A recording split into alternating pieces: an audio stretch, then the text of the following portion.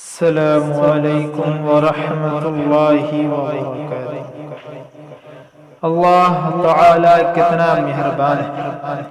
ایک آدمی جو بتوں کا پجاری تھا، وہ ایک جگہ بیٹھ کر یا سنم کی تسبیح پڑھ رہا تھا۔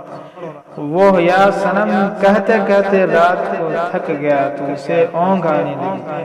جب اونگ آئی تو اس کی زبان سے یا سنم کی بجائے یا صمد کا لفظ نکل گیا۔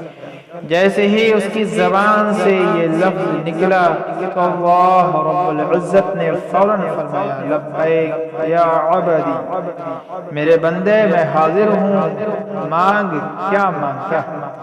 فرشتے حیران ہو کر پوچھنے لگے، اے اللہ، یہ تو بتوں کا پجاری ہے اور ساری رات بت کے نام کی تسبیح کر رہا ہے، اب نیند کے غلبے کی وجہ سے آپ کا نام نکل گیا ہے اور آپ نے فوراً متوجہ ہو کر فرمایا، اے میرے بندے، تو کیا چاہتا ہے، اس میں کیا راز ہے؟ اللہ تعالی نے فرمایا، میرے فرشتوں وہ ساری رات بتوں کو پکارتا رہا اور بت نے کوئی جواب نہ دیا۔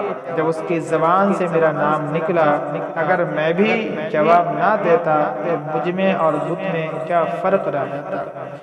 جو پروردگار عالم اتنا مہربان ہو کہ بندے کی زبان سے نیند کی حالت میں بھی اگر نام نکل آئے تو پروردگار عالم اس کو بھی قبول فرما لیتا ہے، تو ہم ہوش و حواس میں دعائیں مانگیں گے تو پروردگار عالم ہماری دعاؤں کو کیوں نہ قبول فرمائیں گے۔